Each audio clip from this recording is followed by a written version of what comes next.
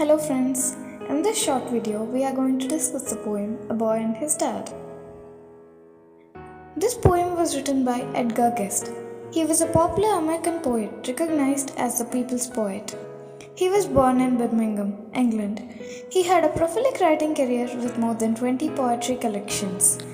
His poems often had an inspirational and optimistic view of everyday life. A boy and his dad on a fishing trip. There is a glorious fellowship. Father and the son in the open sky, and the white clouds lazily drifting by, and the laughing stream as it runs along, with the clicking reel like a martial song, and the father teaching the youngster gay how to land a fish in sportsman's way. The poet sees the boy and his dad on a fishing trip and thinks it to be a glorious fellowship. They are under an open sky with white clouds lazily traveling by. The stream seems to laugh as it runs along, with the clicking of reel sounding like a martial song. And the father is teaching the light-hearted youngster how to land a fish sportingly.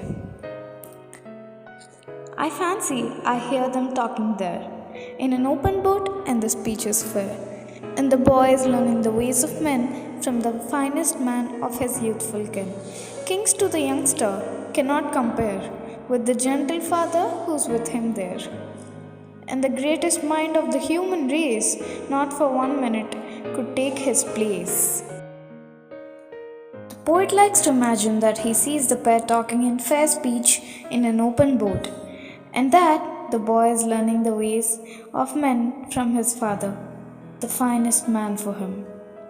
For the boy, kings cannot compare to his gentle father.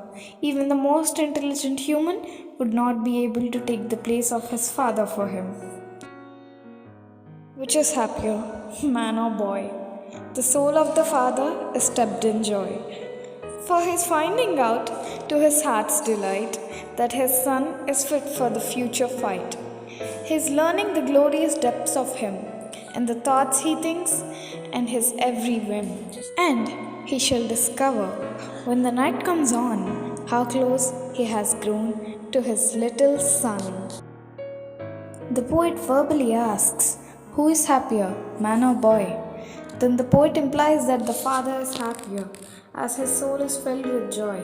He is finding out that his son is growing and ready for the future with its changes and challenges. He is understanding his son more deeply, both his inner thoughts and sudden impulses. The poet thinks that the father will discover, with gradual time and age, how close he has actually grown to his son. A boy and his dad on a fishing trip, builders of life's companionship. Oh, I envy them as I see them there under the sky in the open air. For out of the old long ago, come the summer days that I used to know, when I learned the life truths from my father's lips, as I shared the joy of his fishing trips. The poet considers the pair as builders of life's companionship. Looking at them, the poet feels enviousness, desiring the old summer days of his own past, when he learned the truths of life from his own father while sharing the happiness of fishing trips. The theme of the poem is related to love and duty. The father's love for his son is manifest in the way he is carrying out his duty to nurture his son's personal development.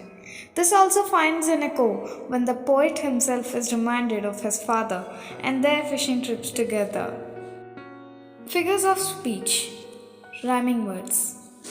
Lines 1 to 8. Fishing trip and fellowship. Sky and by. Along and song. Gay and way. There and fair. Men and kin.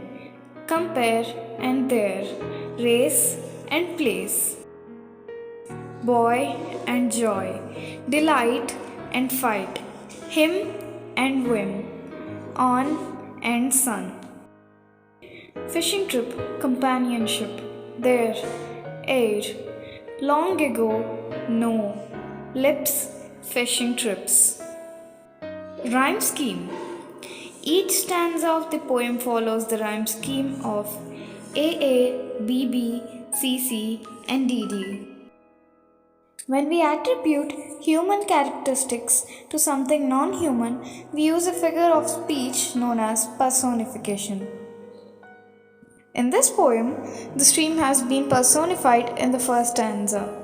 The sound made by it as it runs along has been given a human touch by describing it as laughing.